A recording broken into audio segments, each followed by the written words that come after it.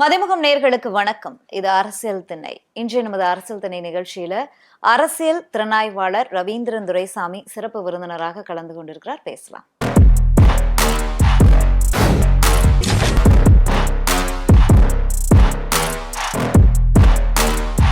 டயா booster சுகரை control பண்ணும், உங்க ஆரோக்கியத்தை மீட்டு தரும். சர்க்கரையை கட்டுப்படுத்துறதுக்கான எளிமையான வழிமுறை, இயற்கையான வழிமுறை. அனைத்து மருந்து கடைகளிலும் கிடைக்கும். அரசியல் திணை நிகழ்ச்சி இணைந்தமைக்கு மகிழ்ச்சிங்க சார். வணக்கம். வணக்கம் சார். அதிமுகவில் ஓபிஎஸ் அவர்கள் அரசியல் அனாதையாக்கப்பட்டு விட்டார், அவருக்கு போக்கிடம் இல்லை அப்படின்லாம் பேசினாங்க. இன்னைக்கு ஒரு 10-15 நாட்களாக தொடர்ந்து பேசுபொருளாக இருக்கார் ஓபிஎஸ் அவர்கள்.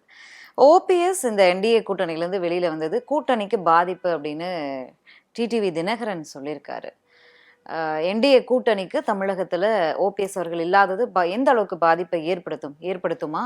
முதல்ல 10 நாட்களா பேசு பொருளா இருக்காருன்னு சொல்றீங்கல்ல, அதுக்குள்ள காரணத்தை நம்ம பார்த்துருவோம். ஓபிஎஸ் ஒரு லீடர்.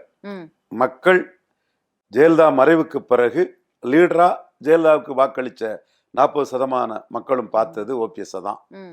அவர் கோட்டை விட்டுட்டார்.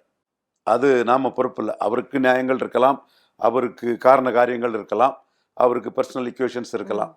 பட் பொதுமக்கள் மத்தியில் ஒரு கொங்கு வேளாள கவுண்டரே சொன்னது அந்த ஜெயலலிதா இறந்த காலகட்டத்தில், என்னமோ அந்த அம்மாவுக்கு பிறகு கலைஞர் மகன் வரணும் அல்லது குங்குமப்பட்டு வச்சிருக்கான்ல அவன் வரணும். He meant OPS. ஓபிஎஸ்க்கு அந்த அளவுக்கு ஒரு சிம்பதி இருந்தது. அவர் ரிசைன் பண்ணது கால வெள்ளத்தில் உள்ள சம்பவங்களில் அமைப்பை எடப்பாடி பிடிச்சிட்டாரு. எடப்பாடிக்குன்னு ஈர்ப்பு கிடையாது.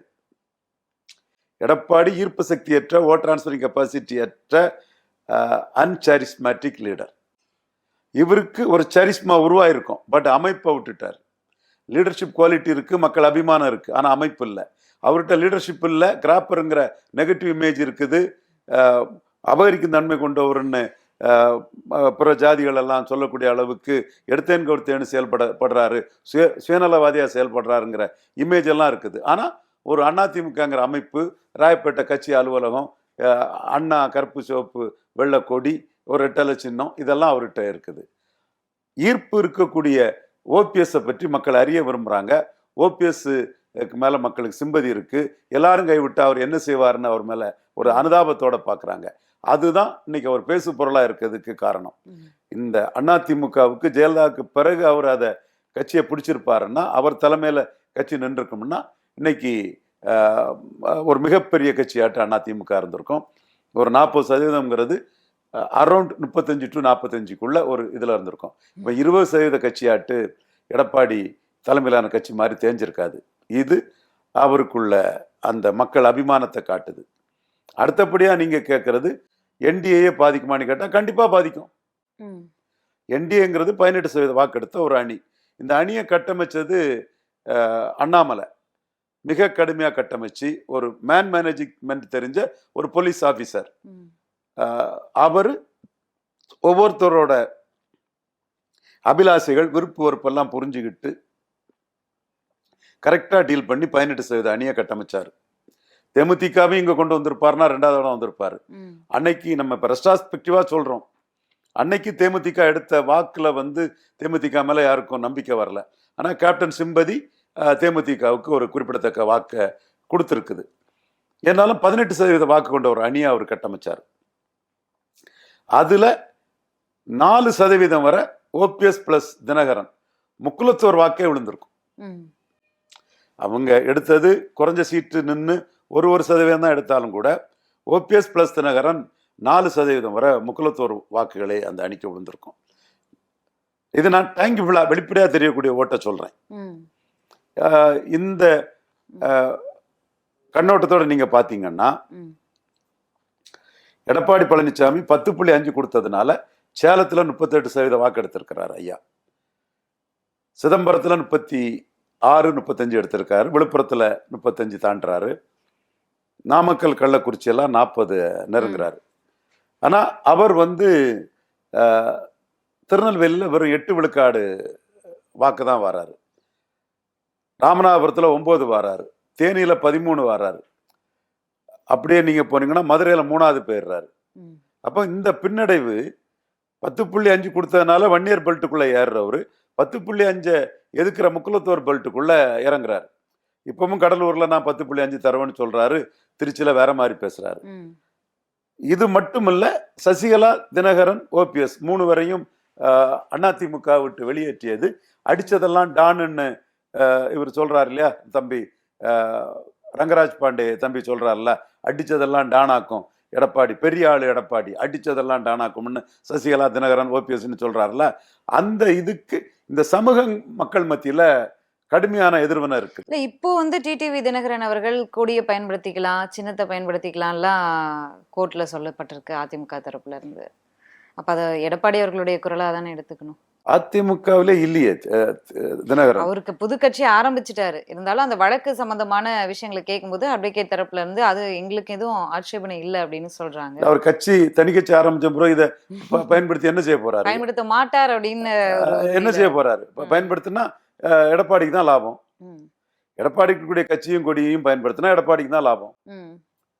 அதனால அதுல ஒண்ணும் மேட்டர் இல்ல. இப்ப நயினார் நாகேந்திரன் அந்த இடத்தை ரீப்ளேஸ் பண்ண மாட்டாரா? கூட்டணியில இருக்காங்களே அதிமுக பாஜக. நயினார் நாகேந்திரன் பாஜக தலைவர். பாஜகல ஒரு தகுதியானவர்.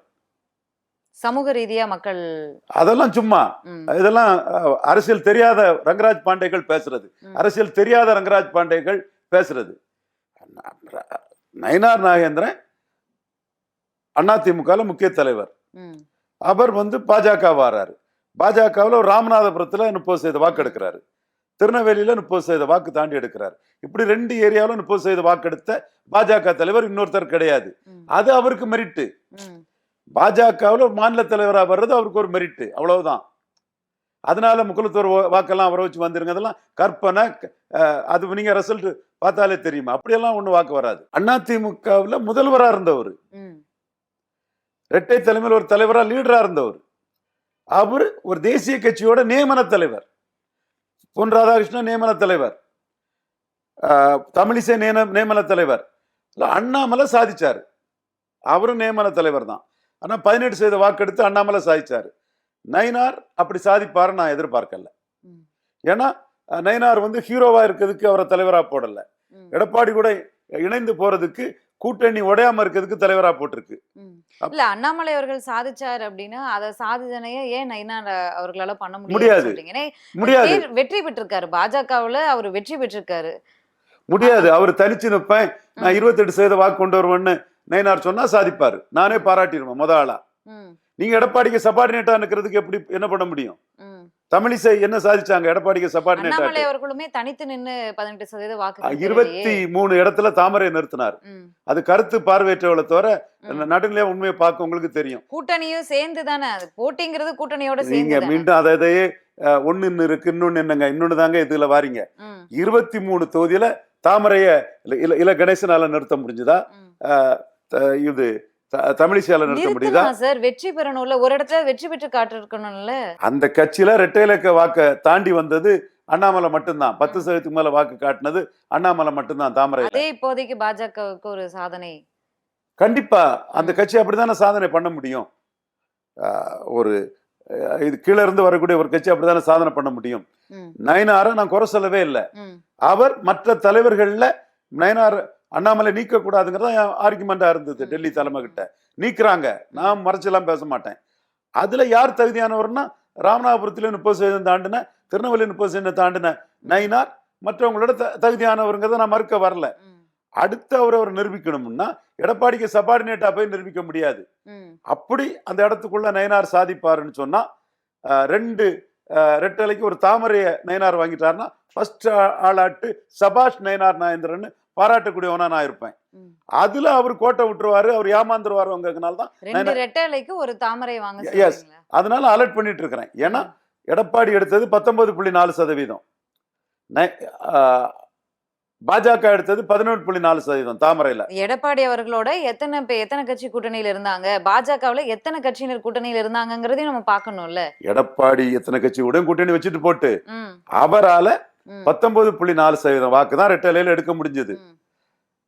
அண்ணாமலையால 11.4% வாக்கு ரெட்டையில எடுக்க முடிஞ்சது. ம். ஏன் ஏசி தன் சண்முகம் ரெட்டலை தூக்கி போட்டு இது செத்த இலை தேராத இலைன்னு தூக்கி போட்டுக்கிட்டு ம். தாமரை இது மலர்னு பல்வேறு வந்தாருல்ல, காரணங்கள் இருக்கு சார். இந்த கூட்டணி வருவதற்கு, அது வந்தாருல்ல, மாறுவதற்கெல்லாம் பல்வேறு காரணங்கள் இருக்கு. நம்ம அதுக்குள்ள போனா எவ்வளவோ பேசலாம். இப்ப இல்ல எவ்வளவு ஓகே. போனாலும் டேட்டா 11.4% அண்ணாமலை எடுத்ததும் ம். 19.4% மட்டும் ரெட்டலை போன்ற அது எம்ஜிஆர் ஜெயலலிதா கையில இருக்கும்போது 30 குறையாத அந்த கட்சி சின்னத்தை 20 கிலோ கொண்டு போயிட்டாரு. Okay. ஏனுமே அவர் தாமரையில அண்ணாமலை எடுத்த ஓட்டை வச்சு வளர்ந்துடக்கூடாது. ம். அதுதான் மோடி கிட்டே நாங்க சொல்லியிருக்கோம். மோடி தெளிவா இருக்கிறாரு. ம். அப்படி ஒரு சூழ்நிலை வந்தா மோடி அதிரடியா கூட முடிவெடுப்பார். சரி. என்ன சாதிக்கிறாங்க அப்படிங்கறத நயினாரும் இபிஎஸ் அவர்களும் அப்படிங்கறத கண்டிப்பா தேர்தல்ல நயினார் பார்ப்போம். சாதிக்கணுங்கிறதா என் மனப்பூர்வமான விருப்பம். ம். நயினார் சாதிச்சாதான் 2029 மோடி எடப்பாடி பழனிசாமி டிச் பண்ணாம இருப்பாரு. 10% வாக்குக்கு மேல நயினார் சாதிக்கணுங்கிறதா நான் நயினாருக்கும் சரி. வேண்டுகோளா வைக்கிறேன். Okay, ton. ஓபிஎஸ் அவர்கள் முதலமைச்சரை சந்திச்சு பேசுறாரு. அரசியல் பேசல, நலம் விசாரித்தேன் அப்படின்னு சொல்றாரு. உங்களுக்கே தெரியும், அரசியல்வாதிகள் சந்திச்சா அரசியல் பேசாம இருக்க போறது இல்லை அப்படிங்கிறது எல்லாருக்குமே தெரிஞ்ச விஷயம்தான். அப்ப அந்த சந்திப்பினுடைய ரகசியம் என்ன? மு.க. ஸ்டாலின் முதல்வர்னு களமாடுறாரு ஓபிஎஸ்ங்கிறதா என்னோட கணிப்பு. ம். அது மு.க. ஸ்டாலினுக்கு பெரிய பலம், ஓபிஎஸ்க்கும் பலம். வின் வின் 2 பேருக்கும். ம். இதுல பொறாமையில காந்தாரியா வயிறெறியவங்க இன்னும் கடந்த காலத்தின் கைதிகளாட்டு அறத பழசான அதிமுக திமுக போட்டின்னு பல்ப் டீப் லைட்டுகளா பேசிட்டு இருப்பாங்க. கரண்ட் சிச்சுவேஷன் மாறி போச்சு. புரட்சி தலைவி ஜெயலலிதா அம்மையார், முத்தமிழறிஞர் கலைஞர் மறைவுக்கு பிறகு இங்கெல்லாம் பெரிய ஜாதி பிரச்சனை ஆகிப்போச்சு. ஜாதிய தாக்கம் ஜாஸ்தி ஆகி போச்சு. அதுல ஸ்டாலின் கலைஞரோட புத்திசாலித்தனமான தலைவர். ஓபிஎஸ் தன் பக்கம் கொண்டு வரதுல இவ்வளவு கெயின் இருக்குன்னு ஸ்டாலினுக்கு தெரியுது. ம். ஓபிஎஸ்க்கும் அரசியல் சூழல் மாறி போச்சு. வடக்க ஒரு மாதிரி ரெட்டலைக்கு ஓட்டு வருது, தெற்க ஒரு மாதிரி ரெட்டலைக்கு ஓட்டு வருது. ஸ்டாலின் தர்றது எம்பி போஸ்ட் எம்எல்ஏ போஸ்ட்னு ஓபிஎஸ்க்கும் தெரியுது. இப்போ அவங்க தனித்துவ ஒரு சக்தியாக தான் மக்களை சந்திச்சுட்டு இருப்பாங்க. இறுதியில வின் வின்னு மு.க. ஸ்டாலினும் ஓபிஎஸும் கம்பைன் ஆவாங்க. ம். இந்த தேர்தல்ல கண்டிப்பா திமுகவிலே இணைவாரா இல்ல வெளியில இருந்து ஆதரவு கொடுப்பாரா? அது எனக்கு அந்த ப்ராசஸ் எனக்கு இப்ப சொல்ல தெரியல. இணைப்பாவாரா? அதிமுகவிலும் இல்ல, ஒரு தொண்டர்கள் உரிமை மீட்பு குழு, அந்த ப்ராசஸ் எனக்கு தெரியல. சப்போஸ் தொண்டர்கள் உரிமை மீட்பு குழுவுல பொதுச் செயலாளர் இபிஎஸ் செல்லாதுன்னு சொல்லிட்டு அவருக்கு 50% அதிமுக வந்துடும். அதை நோக்கிதான் விசாரணைகளும் போயிட்டு இருக்கு. அது பெரிய பெரிய ஜாக்பாட் இல்ல, அது இதை விட பெரியது இல்ல. ஒரு கட்சியோட தலைவர் 50%. பட் அது வராத பட்சத்துல இதுதான் அவருக்கு பெஸ்ட் ஆப்ஷன் நினைக்கிறேன். சந்திச்சுட்டு ஒரு 1-2 நாட்கள் மௌனமாவே இருக்காரு. ஊடகங்கள் பேசுது. 3 முறை சந்தித்த ஓபிஎஸ் முதலமைச்சரை திமுக பக்கம் போறாரா, அதிமுகவுக்கு பின்னடைவு அப்படின்லாம் பேச விட்டு அதுக்கப்புறம் செய்தியாளர் சந்திப்புல சொல்றாரு, மத்திய அரசு மாநிலத்திற்கு வஞ்சிக்கக்கூடிய விஷயங்களை மக்களிடம் கொண்டு போய் சேருங்க, திமுக மக்களுக்கு எதிராக செயல்படுறத மக்களிடம் கொண்டு போய் சேருங்கன்னு தன்னுடைய ஆதரவாளர்களுக்கு அட்வைஸை கொடுக்குறாரு. ஏன் இந்த காலதாமதம், இந்த கேப் அவர் ரசிக்கிற மாதிரி இருக்கு? அவரை பற்றி பேசுறாங்க. லீடர்ஷிப் குவாலிட்டி அவர்கிட்ட இருக்கிறதுனால, அவருக்கு அபிமானம் இருக்கனால அமைப்பை கைப்பற்றிக்கிட்டு நரசிம்மராவ் மாதிரி இருக்கக்கூடிய எடப்பாடி பழனிசாமியை விட இவரை பெட்ரா மக்கள் பேசுறாங்க. ஊடகங்கள் இவரை பற்றி வாதிக்கிறாங்கன்னு சொல்லும்போது எந்த அரசியல்வாதி தான் தனக்கு பப்ளிசிட்டி கிடைச்சுன்னா வேண்டான்னு ஒதுங்க போறாங்க? ஓபிஎஸ் என்ன இது சுத்த இது என்ன எந்த பப்ளிசிட்டியே வேண்டான்னு சன்னியாசி கோலத்தில் அரசியல் வந்தாரு. அரசியல்வாதி, அவருக்கு லாபம் கிடைச்சுன்னா பப்ளிசிட்டி கிடைச்சுன்னா விரும்பத்தான் செய்வாரு. ஓகே, நேற்றைக்கு நடந்த ஒரு சுவாரஸ்யமான ஒரு விஷயம், தமிழ்நாட்டையும் இந்த திட்டங்கள்ல முதலமைச்சர்கள் பெயரையும், முன்னாள் முதலமைச்சர்கள் பெயரையும் சரி, கரண்ட்ல இருக்கக்கூடிய முதலமைச்சர்கள் அவங்க ஆட்சி செய்யும் போது சரி, இந்த திட்டத்திற்கு பெயர் வைப்பதை தவிர்க்கவே முடியாது. நம்ம ஹிஸ்டரியிலேயே பல விஷயங்களை பார்த்துருக்கோம். அதிமுகவுல இருந்து சி.வி. சண்முகம் அவர்கள் போய் நீதிமன்றத்தை நாடுறாரு. இங்கே தடை கிடைக்குது. முதல்வர் மு.க. ஸ்டாலின் அவருடைய பெயரை திட்டங்களுக்கு பயன்படுத்தக்கூடாது, தடை விதிக்கணும் அப்படின்னு இங்கே சென்னையில் தடை கிடைக்குது. அப்புறம் சுப்ரீம் கோர்ட் போகிறாங்க. அங்கே சி.வி. சண்முகம் அவர்களுக்கு தான் கொட்டு வச்சு அனுப்புகிறாங்க. 10 லட்சம் அபராதம் விதிச்சு அனுப்புகிறாங்க. அங்கே வச்ச வாதங்களை எல்லாம் பார்த்தீங்களா? அம்மா பெயரை நீங்கள் வச்சுருக்கீங்களே அப்படின்னா அது யூனிவர்சல் நேம், முதலமைச்சர் அம்மாவுடைய பெயரை நாங்கள் பயன்படுத்தலை, அம்மானு ஜென்ரலாக அந்த பெயரை தான் பயன்படுத்தணும் அப்படின்னு சொல்கிறத நீங்கள் எப்படி பார்க்குறீங்க? ஜெயலலிதா அம்மாவனுடைய அந்த பெயரை அவங்க இல்லை அப்படின்னு சொல்றதை நீங்க எப்படி பாக்குறீங்க? ஏன்னா நிறைய ட்ரோல்ல அதிமுக அமைச்சர்கள் இதே சி.வி. சண்முகம் ஜெயலலிதா இறந்ததும் சசிகலா அம்மா தான் எல்லான்னு சொன்னதுக்கு என்கிட்ட வீடியோ இருக்கு. அவர் ட்ரையலுக்கு வந்துன்னா அதெல்லாம் காட்டி அவரை கொல்லுவேன்னா கருத்தியல்ல கொல்லுவேன். வரட்டு அவரு. அதாவது எளியோரே வலியோர் வாட்டினால் வலியோரை தெய்வம் வாட்டுங்கிறது நம்ம மக்கள் மத்தியில் உள்ள நடைமுறையில் நடந்து வரக்கூடிய ஒரு சம்பவங்கள். அந்த வயலில் இன்னைக்கு சுப்ரீம் கோர்ட்டு சிவி சண்முகத்துக்கு மண்டையில நச்சுன்னு கொட்டி விட்டுருக்கு. இது வரவேற்கத்தக்கது, பாராட்டத்தக்கது. இவருக்க வண்டவாளங்கள் நமக்கு தெரியாதா? அம்மா அம்மானு ஜெயலலிதா சொன்னதும் ஜெயலலிதா படத்தை தூரத்துக்கு போட்டுக்கிட்டு சசிகலானி போனவங்க தானே இவங்கெல்லாம். ஸோ இவங்களுக்கெல்லாம் ஜெயலலிதா பற்றி பேசுறதுக்கு என்ன இருக்குது? யதார்த்த அரசியல் சூழ்நிலை அதுதான். திமுகவுக்கு எதிராக இவருக்கு பெரிய லோக்கல் லீடர்னு அவர் அது பண்ணாரு. அது சுப்ரீம் கோர்ட்ல நடைமுறையில் உள்ள மோடி பேர்ல எவ்வளவு இருக்கு? ஜெயலலிதா பேர்ல இருக்கிறதெல்லாம் நாங்க அம்மாங்கிறது ஜெயலலிதாவை குறிக்காதுன்னு சொன்னா சுப்ரீம் கோர்ட் நம்பிருமா? சீஃப் ஜஸ்டிஸ் நம்பிடுவாரா? அதான் சரியா இவங்களுக்கு பாடத்தை குடிச்சாரு. இதுக்கு அப்பீலும் இல்லை, ஒண்ணும் இல்லை, தப்பு பண்ணீங்க, மாட்டிக்கிட்டீங்க. எப்படி வந்து பாஜகவினரும் சரி, பிரதமர் மோடி அவர்களும் சரி, அமித்ஷா அவர்களும் சரி, இப்போ புதிதா வந்திருக்கக்கூடிய விஜய் அவர்களும் சரி, எம்ஜிஆர் அவர்களை பயன்படுத்திக்கிறாங்க, அவருடைய பெயரை அவருடைய செயல்பாடுகளை பயன்படுத்திக்கிறாங்க.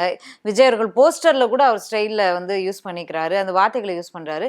மோடி அவர்களும் சரி, அமித்ஷா அவர்களும் சரி, பிரச்சாரத்துக்கு தமிழகம் வரும்போதெல்லாம் நாடாளுமன்ற தேர்தல் நேரத்திலே பேசினாங்க. எம்ஜிஆருக்கு அது பெருமை தான். சென்னை பெருமை சேர்க்கிறாங்க. சென்னை சென்ட்ரலுக்கு அண்ணன் சைதை துரைசாமி வேண்டுகோள் படி அது எம்ஜிஆருக்கு ஒரு பெரிய நினைவு சின்னமாட்டு சென்னை ரயில் நிலையத்துக்கு மக்கள் திலகம் எம்ஜிஆர் நினைவு வச்சிருக்காங்க. சமூக நீதிக்காக எவ்வளவு தொண்டாற்றிய ஒரு தலைவர். தலைவர்களை விட்டு கொடுப்பதாக தெரிகிறது. போஸ்டர்களையும் பெரிதா பயன்படுத்தி நீங்க அதாவது பரவாயில்ல, எம்ஜிஆர் ஊழல் பெருச்சாளி, சாராய வியாபாரிகளை கல்வி தந்தை ஆக்குனாங்க. சீமான எடுத்து இவங்களுக்கு சொல்லதுக்கு யாரும் சொல்லல. இந்த சிவி சண்முகத்துல இருந்து இவரு ஜெயக்குமார்ல இருந்து எடப்பாடியில இருந்து யாருமே எம்ஜிஆர் ஊழல் பெருச்சாளிகளை கல்வி தந்தையாக்குனாருன்னு சொன்னாரு சீமான். அதுக்கு யாரும் பதில் சொல்லல. முல்லை பெரியார்ல மலையாளி தமிழர் உரிமையை விட்டு கொடுத்துட்டாருன்னு சொன்னாரு சீமான். அதுக்கு யாரும் பதில் சொல்லல. ஜெயலலிதா இன்ஸ்டிடியூஷனல் கரப்ஷன் பண்ண ஊழல் பெருச்சாளின்னாரு. அதுக்கு யாரும் பதில் சொல்லல. இப்ப வந்து விஜய் எம்ஜிஆர் 3 எழுத்து, விஜய் 3 எழுத்து சொல்லும் போது கூட சீமான் வந்து கடற்கரையில எதுக்கு 60 அடியில ஒரு சமாதி, 6 அடியில ஒரு சமாதி போதாதா, மிஞ்சி போனா 60 அடி, 2 ஏக்கர்ல எதுக்கு கடற்கரை அழகு கெடுக்கணும்னு கேட்கிறாரு. ஸோ இந்த தமிழ் மண்ணுக்குள்ள 8% வாக்கெடுத்து அங்கீகாரம் பெற்றவர், சில விஷயங்கள்ல எம்ஜிஆர் ஜெயலலிதாவுல விமர்சனம் பண்ணவரும் ஒருத்தர் இருக்காருங்கிறத நான் பதிவு பண்றேன். அவருடைய புகழ் பாடம் மறந்துட்டாங்க. இருக்கும்போது ஒரு பேர அளவுக்கு புகழ்ச்சிகளை சொல்லிட்டு அதுக்கப்புறம் தான் பெயரையே பயன்படுத்துவாங்க. இன்னைக்கு போற போக்கில் ஜெயலலிதா அப்படின்னு சொல்லிட்டு போறாங்க. அம்மான்னு கூட சொல்றது கிடையாது. அது போக வரலாற்று பிழை செய்தார், அவர் தவறு செய்தார் அப்படின்லாம் பேசிட்டு இருக்காங்க. அதிமுகவினருடைய திட்டம் தான் என்ன? பாஜக கூட்டணிக்கு கடம்பூர் ராஜு வரும்போது கோயில்பட்டியில பாஜகவுக்குன்னு ஆதரவா இந்து நாடார்கள் மத்தியில ஒரு ஆதரவு வளையம் இருக்குது. அந்த வாக்குகள் எல்லாம் கிடைக்கணும்னா மோடி பாஜக அதுக்கு கொஞ்சம் ஆதரவா பேசினா அந்த பாஜக வாக்குகள் வரும்னு கடம்பூர் ராஜு திட்டமிட்டு பேசுறாரு. பேசலாம். அமித்ஷா அவர்களும் மோடி அவர்களுமே எம்ஜிஆர் புகழையும் ஜெயலலிதா பெயரையும் பயன்படுத்துறாங்க பிரச்சாரத்துக்கு வரும்போதெல்லாம். நீங்க அதை வந்து கீழே இறக்கி உங்களுக்கு என்ன கிடைச்சிட போகுது அப்படின்னு மக்கள் அதை ரசிப்பாங்களா? அதிமுக தொண்டர்கள் ராஜிக திட்டம் பாஜகவுக்கு ஆதரவா அந்த வார்த்தையை பேசுறாரு. ஜெயலலிதா அம்மையார் பாஜகவோட கூட்டணியை தொடர்ந்து இருக்குன்னு சொல்றாரு. அப்புறம் அவர் மருத்துவம் பிறகு அவரை போட்டு நம்ம தாவேகா தலைவர் விஜய் பெரும் அதிர்ச்சியில் இருப்பதா தகவல் வெளியாச்சு. கிட்டத்தட்ட 25,000 பேருக்கு மேல ஃபேக் பூத் ஏஜென்ட்ஸ் லிஸ்ட்டை கொடுத்து ஏமாத்திருக்காங்க அப்படின்னு புஷி ஆனந்த் அவர்கள் மேல பெரும் கோபத்தில் இருப்பதா தகவல் வெளியாகியிருக்கு. இப்போ வரைக்கும் மறுக்கப்படலை அப்படிங்கும்போது அது உண்மைதான் அப்படின்னு எடுத்துக்கலாம். மாபெரும் திராவிட கட்சிகளே பூத் ஏஜென்ட் விஷயத்துல பல இடங்கள்ல சறுக்கும் போது தாவேகாவினருக்கு இது மிக பெரும் ஒரு ரொம்ப ரிஸ்கான விஷயமா இருக்கும் போல. கிங் பின்னே விஜய் தான். விஜய் வேறு, புஷி ஆனந்த் வேற இல்ல. என்ன ஃப்ராடு பண்ண முடியுமோ அவ்வளவு ஃப்ராடும் விஜயும் புஷி ஆனந்தும் சேர்ந்து தான் பண்ணுவாங்க ஃப்ராடுத்தனங்களை. அது சினிமாவில இருந்தே அந்த பண்ணக்கூடிய ஃப்ராடுத்தனம்னு சொல்லும் போது புஷி ஆனந்த் என்ன செய்வாருன்னு விஜய்க்கு தெரியும். அது எவ்வளவு மேக்கப் செட்டப்புங்கிறது விஜய்க்கு தெரியும். அதனாலதான் திராவிட ஜீவானி ஒரு தம்பி விஜய செட்டப் ஸ்டார்மா, செட்டப் ஸ்டார் விஜய்னு திராவிட ஜீவானி ஒரு தம்பி சொல்லுவான். ஸோ அதெல்லாம் ஒன்றும் விஜய்க்கு அதிர்ச்சி இல்லை. நம்ம பங்காளி புஷி ஆனந்த் இப்படித்தான் செய்வாருன்னு விஜய்க்கு ரொம்ப நன்றாகவே தெரியும். இதெல்லாம் தொழில் வளர்ச்சிக்கு செய்யறது தான், அரசியல்ல செய்யறது தான், யார் தான் செய்யல. அதனால இதெல்லாம் சொல்லி விஜயை நம்ம குறை சொல்லாண்டாம். இல்ல இப்ப பூத் ஏஜென்ட்ஸ் ஒழுங்கா உட்கார்ந்து பூத்ல வேலை செஞ்சு வாக்குகளை சேகரிச்சாதான் வெற்றி நிச்சயம். அப்ப தாவேக்காவினருக்கு வெற்றியை நோக்கிய டார்கெட் இல்லையா? ஃபேக் பூத் ஏஜென்ட் வச்சு என்ன சாதிச்சிட முடியும்னு கேக்குறேன். எடப்பாடி ஏமாந்து சீட்டு கொடுத்துட மாட்டாராங்கிறதா அவங்களுக்கு நோக்கம். ம், இவங்களை நம்பி சீமான் வந்துட மாட்டாரான்னு எதிர்பார்த்தாங்க. ம், 2.5 வருஷம் இவங்களுக்கு, 2.5 வருஷம் சீமானுக்கு. ம், அப்போ சீமான் சொன்னாரு, முதல் 2.5 வருஷத்தை எனக்கு கொடுங்கன்னாரு. ம். இல்ல முதல் 2.5 வருஷம் நாங்க, அடுத்த 2.5 வருஷம் தான் நீங்கன்னாங்க. இல்ல நீங்க 5 வருஷத்தையே வச்சுக்கிடுங்கன்ட்டாரு அவரு. இந்த அளவுக்கு பேச்சுவார்த்தை நடந்திருக்கு. 100% நடந்தது. தனித்து தான் போட்டி, மக்களோட தான் கூட்டணின்னு சீமான் சொன்னதெல்லாம் பொய்ன்னு எடுத்துக்கலாம். அவர் தனிச்சு தான் போறாரு 214 இல்ல தொகுதியில. இப்ப தனிச்சு தான் போறாரு. இடையில பேச்சுவார்த்தை நடத்திருக்காருன்றதையும் நம்ம பேச்சுவார்த்தை வேற, செயல்பாடு வேற. செயல்பாடு தான் ஒருவேளை அது ஒர்க் அவுட் பண்ண முடிஞ்சிருந்தா கூட்டணி போயிருந்திருப்பாருல்ல. கண்டிப்பா அதுல என்ன இருக்குது? 214 ஒரு 5ஆவது முறை தனிச்சு போறாரு. அந்த இடம் பிரிஞ்சது யார் சிஎம்னு தான் பிரிஞ்சது. வெளிப்படையா சொன்னார, தம்பி நீ வேணா என் பின்னாடி வான்னு சொன்னார. அப்ப என்ன அர்த்தம் அதுக்கு? விஜய் தன்னை சிஎம்மா ஏத்துக்கிட்டா அதை ஏத்துக்கிட்ட தயாருங்கிறது வெளிப்படையா சொன்னது தானே. நான் சொன்னது பிஹைண்ட் தி சீன் சொன்னது. நீங்க வெளிப்படையாவே இது சொன்ன பிறகு நீங்க அந்த வார்த்தை கேட்க வேண்டியது இல்ல. சரி பார்க்கலாம். ஒண்ணு. அடுத்தால திருமாவளவன் சொல்லிட்டாரு, என்ன ஏன் சிஎம்மா வைக்க கூடாதுன்னு. அப்ப திருமாவளவன்கிட்டயும் விஜய் சிஎம்மா கேட்டீங்க. அது எனக்கு தகுதி இருக்கு உங்களோடன்னு திருமா தெளிவா சொல்லிட்டு போயிட்டார். நானே சூர்யா ஹாஸ்பிட்டல்ல உடல்நிலை சரியில்லாத போது எங்க டீம்னா பிரசாந்த், மாதவன், ரிஷி எல்லாம், இவர் ஜெயந்தன் எல்லாருமே போய் பார்க்க போகும்போது ஜெயந்தன் வந்திருந்தாப்புல.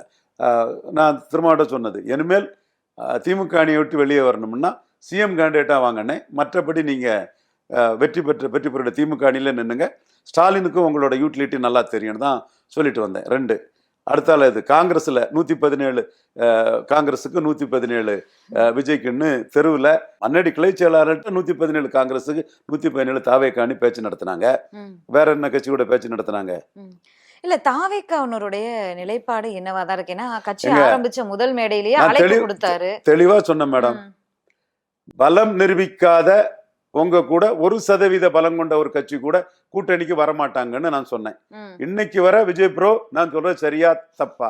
நீங்க சல்லித்தனமா ஆளுங்களை தூண்டி விட்டு எனக்கு எதிராக பேசுறதுல அர்த்தம் இல்லை. மாநாட்டில் கூட எனக்கு எதிராக மறைமுகமா பேசலாம். ஏன்னா உங்க டெம்பர்மெண்ட் எனக்கு தெரியும், தாங்க மாட்டீங்க. 2 பணக்கார டைரக்டர்களுக்கு மகனா வளர்ந்த செல்ல பிள்ளை உங்களை கை நீட்டி விஜய் ப்ரோ அம்மா தாயே உலகத்தை காக்கும் ரட்சகியை என்னையும் காப்பாத்தமான்னு பொழப்பு நடத்தினீங்கிற வார்த்தையை வேற எவனும் சொல்லியிருக்க மாட்டான். உண்மையும் நியாயத்தையும் எங்கேயும் எந்த இடத்துலையும் ஒரே மாதிரி பேசக்கூடிய, அதனால நீங்க தாங்க மாட்டீங்க.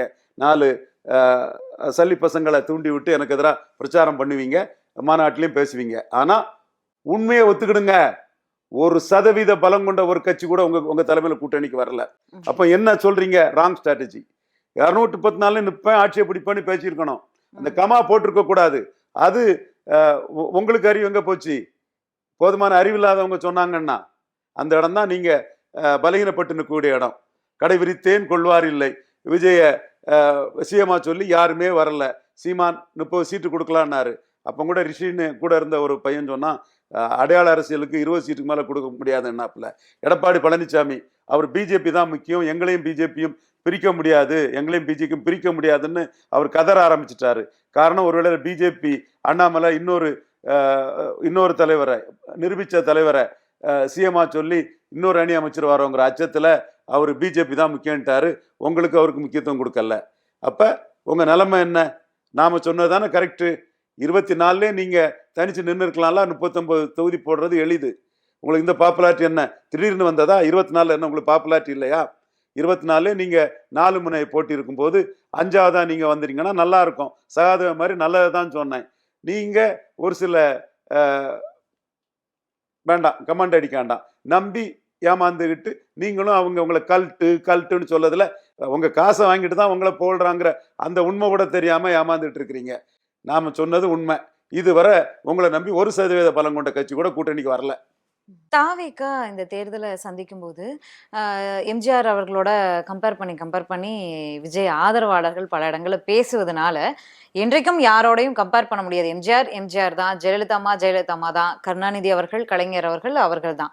யாரும் அவங்களுடைய பிளேஸை ரீப்ளேஸ் பண்ண முடியாது அப்படிங்கிறது உங்களை போன்ற விமர்சகர்களுக்கும் சரி, அரசியலை தீர்ந்து பார்க்கக்கூடியவங்களுக்கு நல்லா தெரிஞ்ச விஷயம். இருந்தாலும் அவங்க பேசுறதுனால கேட்குறோம், விஜய் அவர்களுக்கு இவ்வளோ க்ரௌட் கூடுது, மாஸ் வருது அப்படிங்கும்போது பூத் ஏஜென்ட்ஸு, கட்சி கட்டமைப்பு, மாவட்ட செயலாளர்கள் இது எதுவுமே அந்த அளவுக்கு தேவையில்லை, வர்ற கூட்டம் ஓட்டா மாறிடும் அப்படின்னு பார்க்க முடியுமா?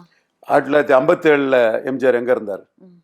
திமுகவில். திமுகவுக்கு 57 திமுக எவ்வளவு ஓட்டு எடுத்து, எவ்வளவு சதவீத வாக்கெடுத்து? 15% வாக்கெடுத்து, 15 சீட் எடுத்து. தமிழ்நாட்டில் 50% ஏரியாவில் கேண்டிடேட்டே போட முடியல டிஎம்கேக்கு. நம்ப முடியுதா? எம்ஜிஆர் இருந்த கட்சிக்கு. எம்ஜிஆர் அப்பவும் நாடோடி மன்ன பெரிய வெற்றி படம் கொடுத்த எம்ஜிஆர் தான்.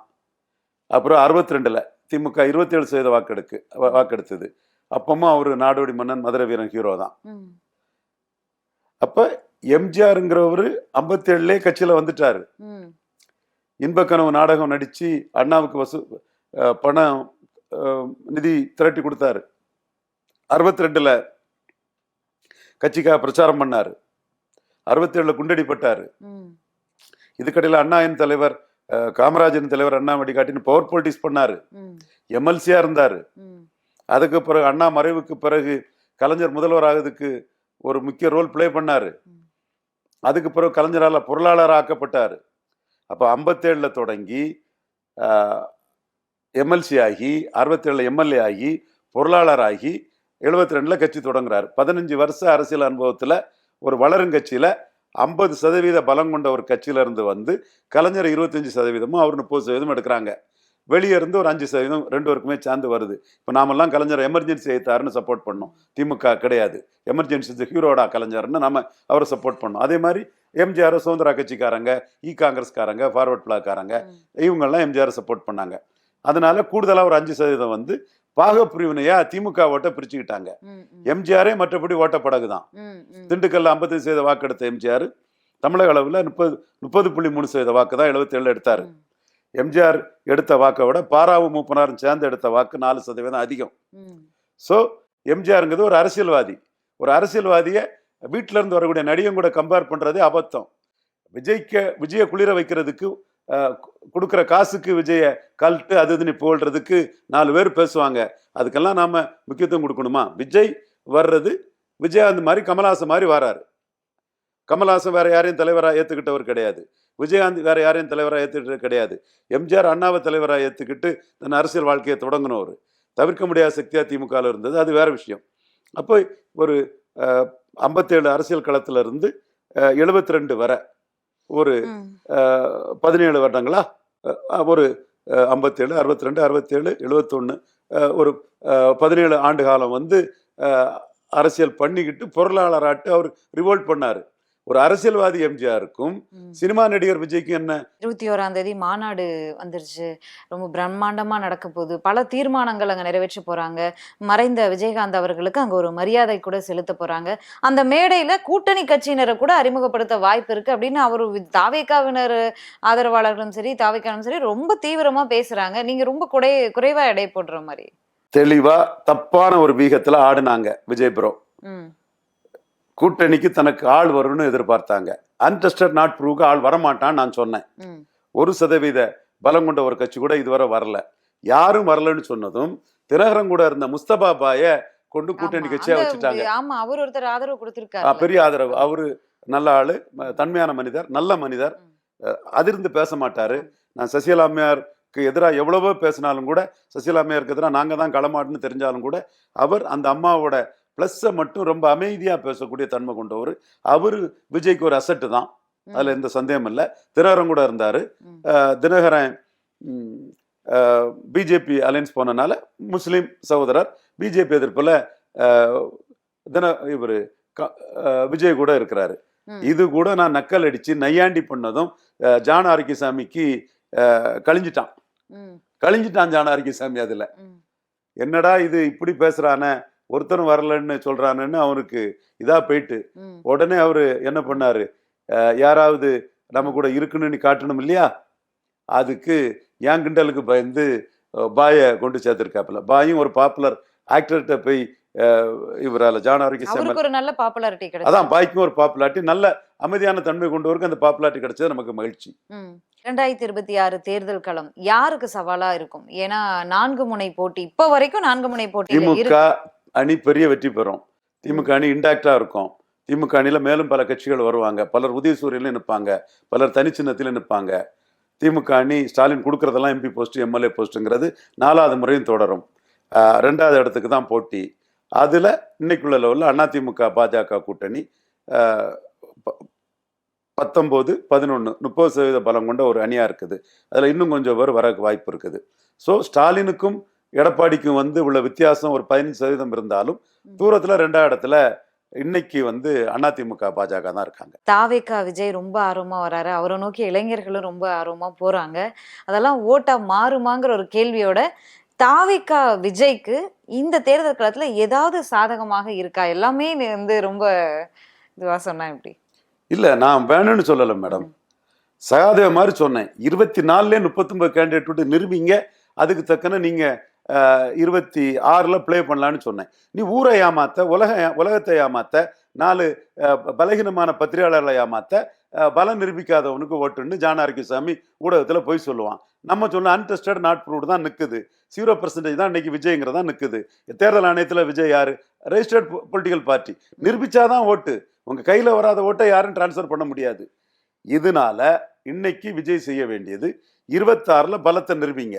அது எக்ஸோ ஒய்யோ இசட்டோ என்ன பலம்லாம் நிரூபிங்க. நீங்க எத்தனை சதவீதம் எடுக்கிறீங்களோ அத்தனை சதவீதத்துக்கு உங்களுக்கு எம்பி டிக்கெட்டு 29ல மோடி தலைமையில வாங்கி தரேன். இப்ப ஸ்டாலின் தான் ஜெயிப்பாரு. 1 to 1ல தோத்த எல்லாரும் சேர்ந்து பாஜக கொள்கை எதிரின்னு சொல்றாங்க.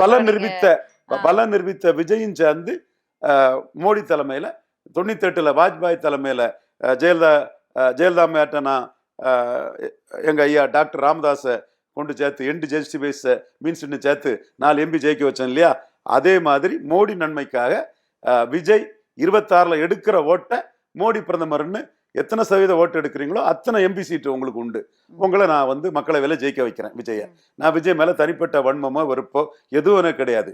பணத்துக்காக கல்ட்டுன்னு அடுத்தவனை ஜால்ரா அடிச்சு வாழக்கூடியவனை விஜய் ஏமாத்திட்டான். விஜயும் புத்திசாலித்தனமா இருக்கணும். அது இல்லாதனால விஜய் தான் குற்றவாளின்னு அந்த இடத்துக்குள்ள ஏமாளியோ அல்லது பாப்புலாரிட்டியை கண்டு மயங்கக்கூடிய குற்றவாளின்னு விஜயும் நான் அக்யூஸ்டா விஜய் தான் அது சேர்க்கிறேன். நீங்க பலத்தை நிரூபிச்சுட்டு 29ல பிளேயர் ஆகலாம். அதுவரை நீங்க என்ன டெகால்ட்டி பண்ணாலும் என்ன குட்டிக்காரணம் பண்ணாலும் நாம சொல்றதா நடக்கும். அன்டெஸ்டட் நாட் ப்ரூவ்டு தான். ப்ரூவ் பண்ணுங்க. எவ்வளவு பெர்சன்டேஜ் ப்ரூவ் பண்றீங்களோ அவ்வளவுக்குள்ள மோடி தலைமையில உங்களுக்கு சீட்டு உண்டு. கொள்கை எதிரின்னு சொல்லிட்டு இருக்காங்க. அப்புறம் நீங்க ப்ரூவ் பண்ணுங்க, நான் அங்க அழைச்சிட்டு போறேன்னு சொல்றீங்க. என்ன பதில் வருது அப்படிங்கறத பொறுத்து வந்து பார்க்கலாம். நன்றி சார், நன்றி. இன்றைய நமது அரசியல் தனி நிகழ்ச்சியில சிறப்பு விருந்தினரோடு பல்வேறு கேள்விகளை பகிர்ந்திருந்தோம். மீண்டும் சந்திக்கலாம். நன்றி, வணக்கம்.